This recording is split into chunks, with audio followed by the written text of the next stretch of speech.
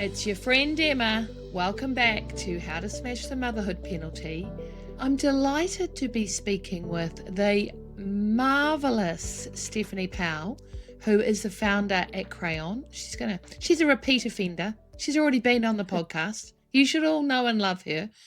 We're recording this on Monday, the 27th of July, and I met Stephanie at, I want to say, 7:45 this morning in the TVNZ building. She was arriving and I was coming out of the RNZ building. And so we're both media darlings today because we've been talking about the National Party has launched their parental leave policy for this upcoming election. And we were both providing commentary to different media outlets today around our thoughts on that policy. And when we met today this morning, it was also the coldest day for Auckland. It was 3 degrees, so please feel sorry for us soft Aucklanders. We thought, hey, maybe we have a conversation later today where we talk, as this election is coming up, what would we like to see from a working parent perspective? So that's the intro. We're going to have a bit of a riff session, people. So buckle up. Kia ora, Stephanie. Would you like to introduce yourself for people that do not know you? Kia ora, Emma. Thank you for having me back on the show. I'm excited to be here. I am the founder of Crayon. Our mission is to reduce financial stress in the moments that matter. And one of those key moments, as I have experienced, as you might have experienced too, is having a child.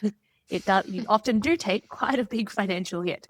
And as we went through this life event and planning about what we would deliver to people, frankly, what the government offers and also what your employer offers makes such a big difference to your financial outcome in that period. And therefore, your ability to really lean into your parenthood and not stress about money. Or on the other flip side, to be very worried about money while you're trying to raise a newborn. It's so hard. And you're also the creator of one of the best tools for a parent returning to work, the New Zealand Parental Leave Register. Tell people about that. Anyone can come onto our website and see over 350 parental leave policies from employers across the country. We have expecting parents, aspiring parents using it, your returning parents, people maybe in the maybe bucket for parenting, as well as, frankly, HR teams having a look at what people are doing. And I think what we've seen in the last few years is that it's not just about paid leave, it's about supporting people along that entire journey, which I know is something that you specialize in. Yeah, and look, I really encourage people, if you haven't gone on to have a look at the registrar to register on it or to view it, is to really do that, because what I love about what Stephanie has created is she's created transparency, and you feel really weird asking people what their parental leave policy is when you're going for a job. Or even in your current job, if you can't find it. Yeah, even in your current job. You don't want people to think, oh, well, Steph's thinking about having a baby. I don't want to put her on that project if she's going to go on parental leave soon, or, oh, that promotion or that new role might be a bit much for her if she's going to have a kid. And people make those assumptions for you and you miss out on those. And that goes for both mums and dads. Yeah, so I love that. So talking parental leave policy, yesterday the National Party launched a new policy. I'm going to summarize it, but I don't have a very good sort of memory of these things, but it will just be the Emma summary.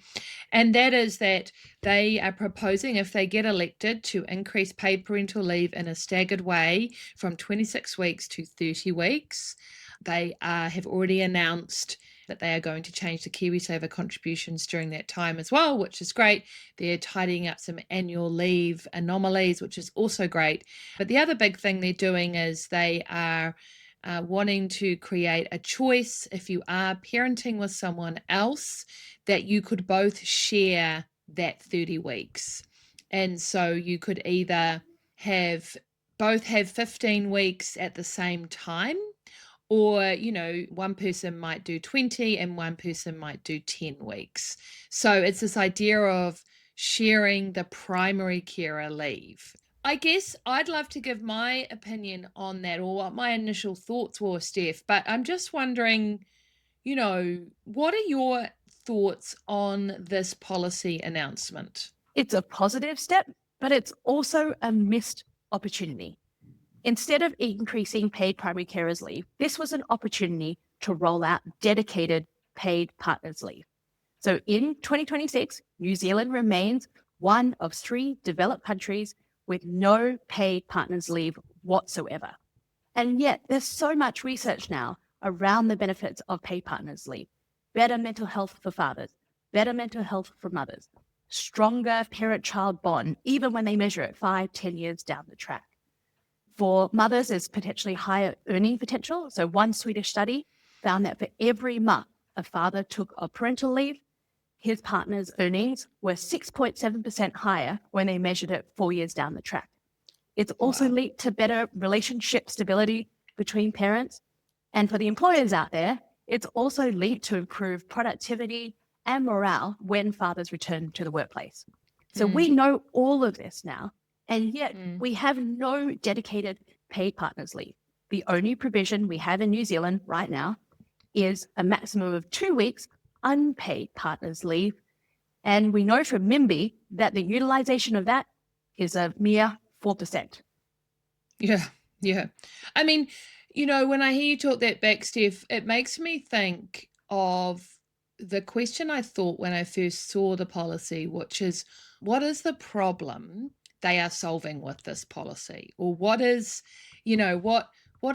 what's success for them? And I don't know. It's not clear to me that success for this policy is degendering caregiving. Do you know what I mean? Like it's more like it would be nice if dads could spend more time with their families. But what I hear from you is it's commercially the best thing to do. It's from a health wise, from a bottom line wise, from a general society wise. And I guess my thing is that I don't know if this was the intention behind the policy announcement. What do you think? I think it's hard to know. They tried to roll out more sharing, but I don't know that much of it will end up being shared. Why would we be any different to the UK or other places which have seen very low uptake of sharing? So, and what sharing is, it's an option. And you've got to remember, in order to share, the primary carer, which is typically the mother in New Zealand, and actually under the legislation, by definition, it is the birth mother. But it does also cover people taking permanent responsibility of a child under 6, such as adoption or surrogacy. But let's say in a couple that's giving birth, the birth mother needs to qualify for paid parental leave.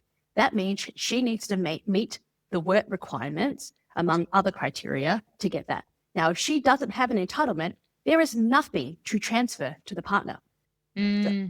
So it's very much linked to her employment status. So really? So that the partner cannot accrue this leave because they're not deemed the primary carer. Well, if for someone giving birth or pregnancy, yes, it's the person who is pregnant must meet the paid work employment criteria to qualify for paid parental leave, to then have something to transfer over. Yeah. The partner on their own cannot qualify. Yeah. I mean, again, I feel like we're this political panel going, the devil's in the detail, and I'm not political at all. So this is exciting for me. But one of the things that I was confused about was, and I hear what you're saying, right? I believe as well, we shouldn't be having parental leave policies that can be shared. In practice, never are. And I also don't want a primary carers, or if you have been the person that has grown, birthed, and is feeding a baby, to have your leave kind of shortened because you're having to share it with your partner. Like, can't we both have our own leave? Like, I don't want to be a toddler about this, but I want something, and so does my friend. Yes, we are co-raising a child together. And look, the average amount of parental leave taken by mothers in New Zealand is about 9 months. Mo2 did a study on this. So I think moving from 26 weeks to 30 weeks, it's still below that 9-month threshold. And I know National also, as part of that announcement, has indicated they want to get towards 40 weeks over time. But even then, that's still the average of what a mother takes. So what is there to then share with a partner? Yeah. Yeah, and there's so many kind of fish hooks with this. Like, I've also had a lot of clients text me today saying that they would much rather they increased the amount paid per week than lengthen it. Currently, yeah, as you say, 811 a week. I think less Pre-tax, tax. Yeah, less. pre-tax. Then Yeah. you got to take tax off that, Mhm. which is less than minimum wage. I mean, how can you even have two people on that and a mortgage? I don't Yeah. even know how that works. And that's where New Zealand also stands out as an outlier, is that we pay at quite a low rate relative to average income. So most countries pay between 55 to 100% when they have caps involved, Mm, whereas we're at 40%. So we're mm, quite low.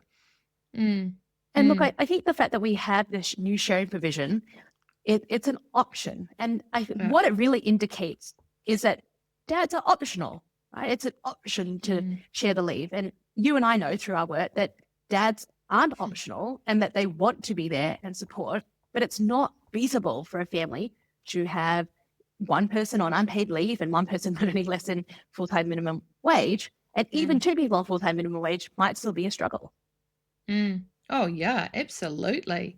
And also, I think, you know, I think it's important from a society perspective that partners or dads or secondary carers get their own leave. Like, it sets the scene for the importance of partners, that they are caregivers and that they deserve this. For me, it is the actual thinking behind it that's really important, not the whole, oh, you can share a couple of weeks. I mean, and I just don't know how the sharing's going to work, because one of the examples that I heard given was, well, if the mum has to have a cesarean, then the dad will need more time off. Well, most people don't know that they're going to need a cesarean, and you would have had to book your time. Like, if you've got a job, you have to book time off in advance.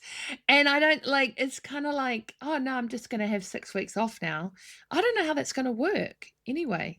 And you're right, you need to give 3 months notice. That's a legal Yeah, requirement in terms of your dates and plans, which understandably for an employer that has operational requirements, you need that. yeah. So that doesn't work for me either. Just speaking about paid parental leave, like, what would you like to see as an announcement from other political parties? I can probably guess because you've opened up with it, but I'm going to ask you anyway. Dedicated paid partners leave. And that's not just what I want. Mm, It's what both men and women want. So, mm, the folks at Project Gender, Tanya and mm, Ange and Erin, they commissioned the You Choose survey before the last election. They asked 3,500 Kiwi women what they wanted across 8 policy areas. And one of those areas was caregiving. And what mm, ranked first was dedicated paid partners leave, ahead mm, of more childcare subsidies and, importantly, ahead of more primary care leave. So it's not just my personal opinion, but it's mm, based on actual research about what Kiwis really want. mm, mm, mm. You're allowed to want it though as well, Steph. Well, yeah. Do I get that magic wand again, Emma? Yeah, well, you might too. I don't know. We'll see what happens at the end. Yeah, I think that's for me as well. As I would like to see ring fence paid partner leave as a policy announcement. I Everybody I tell, and I learnt this fact from Steph, so that's why you should spend more time with Steph, everyone. I learnt this fact that New Zealand is only one of 3 countries in the OECD that offers no paid partner leave.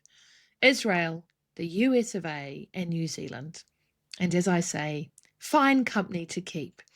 And it's actually quite shocking. And I even actually, everyone I tell, like I told the producer on Morning Report last night about it, and he's like, really?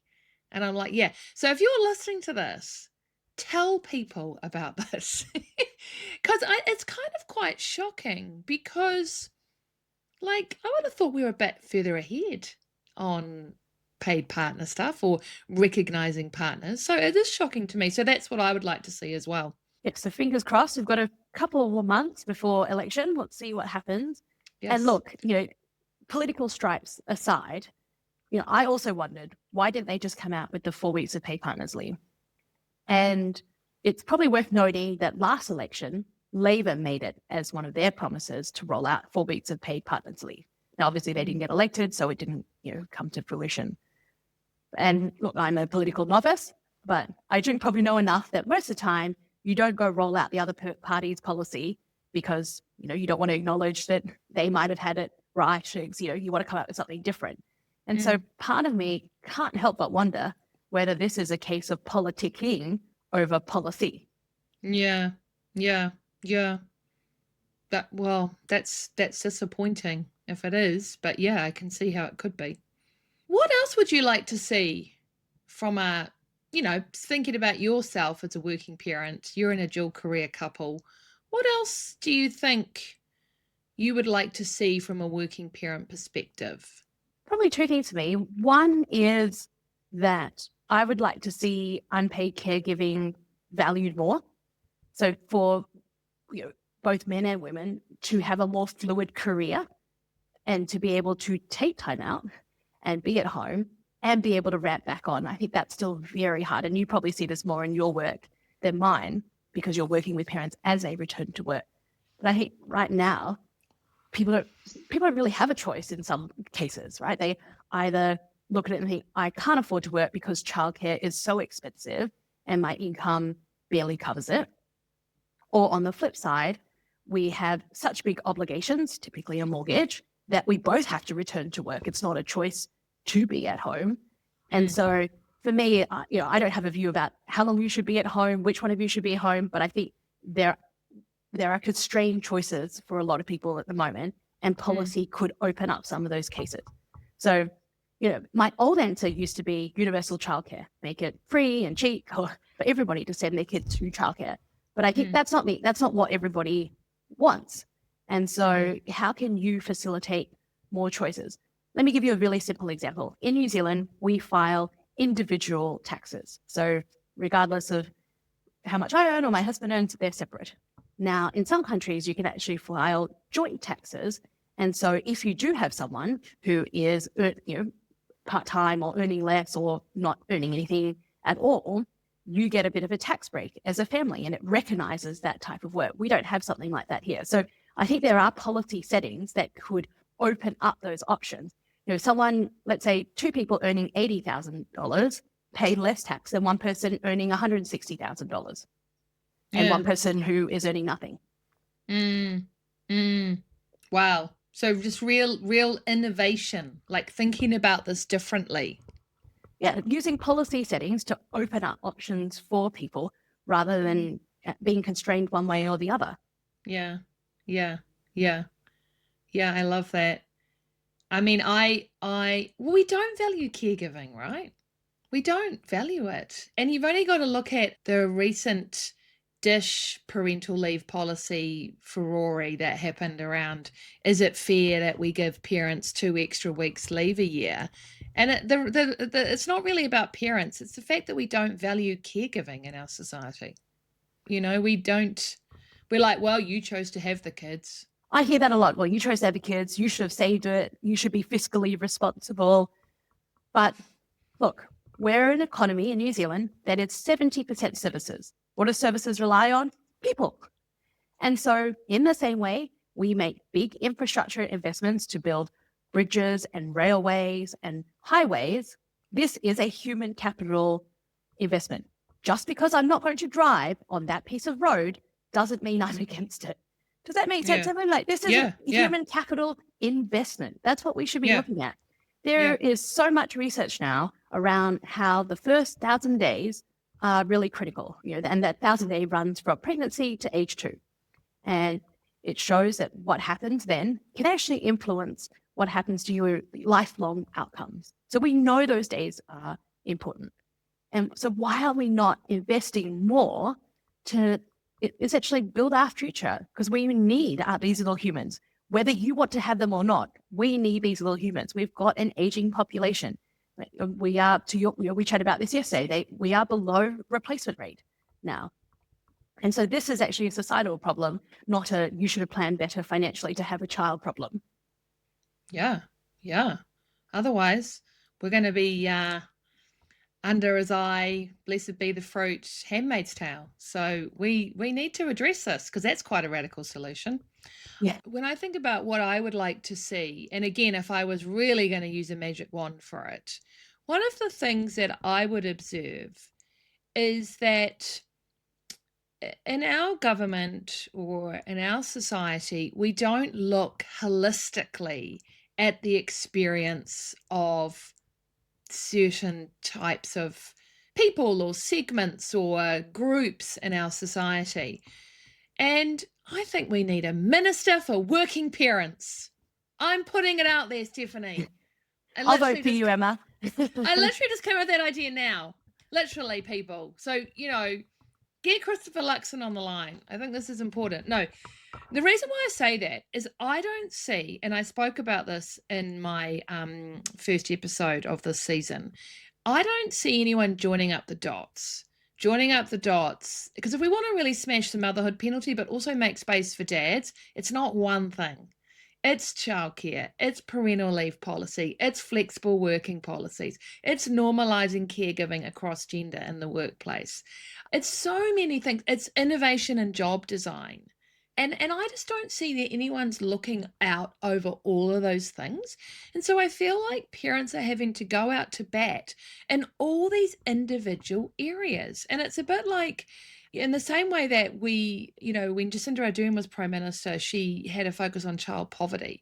It's like, well, what if we had a focus on parents? Like, what if we could build a government around how we support parents, how we support mothers? And my listeners will know that I've been very inspired by Celia Lashley, who has sadly died.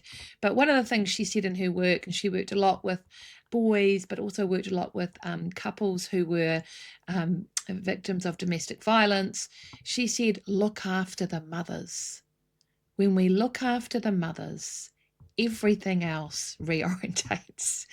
And I just wonder, where is the Minister for Parents? Where is the Minister for Working Parents? I think childcare, beyond early childcare, school holidays, school hours, all of that stuff needs dots joining up. Man, I remember when my kids were at primary school, it was hard. I had 3 at primary school. They are not independent. You can't just leave them be. When they get to intermediate high school, they're a bit more independent. But it cost a lot of money. There was a huge mental load with it. And then there's the 12 weeks of school holidays. And it's got to be a reason why a lot of professional women come out of the workforce. I mean, join the dots up. So I'm asking for a Minister of Working Parents, Steph. So I want your thoughts on that. Thinking bold. Yeah. I think you're right. Well, often what we see are tinkering of policy. A little bit here, a little bit there. But even if we take childcare as an example, paid parental leave lasts for 6 months, now maybe 6 months and 4 weeks. But, universal 20-hour ECE subsidy doesn't kick in until they're 3. Now, there are some other subsidies available, but they're means tested. So what are most parents meant to do between 6 months and 3? Right? Like even that dot, just as a simple example, isn't being connected, let alone all the bigger ones that you're talking about. And if you think about school hours, well, why are they 9 to 3? Wasn't it because so people could go home and tend to the farm? I don't know. Yeah. Is that when we all had farms? That's right. And so I love that. When you think about that, that is just not the society that most of us live and work in at the moment or anymore. No. I just think that there's people, we're left on our own when our kids people think that daycare is hard, but you get to school. Because also your kids might have activities. I mean, there's, it's a lot. So I feel like if we really want to have a thriving birth rate, which is what thriving economies needs, we need to look at how we can make life better for parents so they want to have more kids. And I think we need to have a minister in government that is advocating for working parents, that's advocating for paid partner leave, for paid primary carer leave at more than minimum wage. Flexible working needs a whole lot more around it. Job design, childcare, da, da, da, da, da. But that's my idea. I'm putting it out to the universe. DM me if you want to recruit me for your party. It is election year. Okay. Thank you so much, Steph, for this little conversation. We just wanted to really get some ideas out on the table, stimulate some conversations amongst the listeners, because I think there'll be a lot of street corner meetings this election. There'll be some town hall meetings or your village hall. Go along. Think about anything we've spoken about today and maybe ask a question in those meetings. Maybe put your hand up and say, well, how might it be possible to get paid partner leave? How might it be possible to look differently at how we fund childcare? I think the way we get change is to ask curious questions. And I'm hoping that Steph and I have given you a few thought starters for that. Steph, any closing words from you, my friend? If you don't want to ask them in person, write a letter. That's another way. The more noise we make, it needs to be something that they feel constituents want. Yeah. And so, however, or social media, or where you feel most comfortable. But I think you're right. Asking those questions is a great place to start. Yeah. Kia ora. Thank you, Steph. Thank you very much. Onwards and upwards. Thank you for having me. This podcast was funded by Works for Everyone, a business that is dedicated to supporting working parents and to smashing the motherhood penalty. If this is also your jam, let's stay connected. We're on Facebook and Instagram. Just look for us, Works for Everyone. And if you want more information on how we help businesses put a care wrap around their employees, check us out on worksforeveryone.co.nz. Or if none of these work for you, in the weekends you can find me, Emma McLean, the founder of Works for Everyone, in the queue at Pack and Save Royal Oak or Kmart St Luke's. Onwards!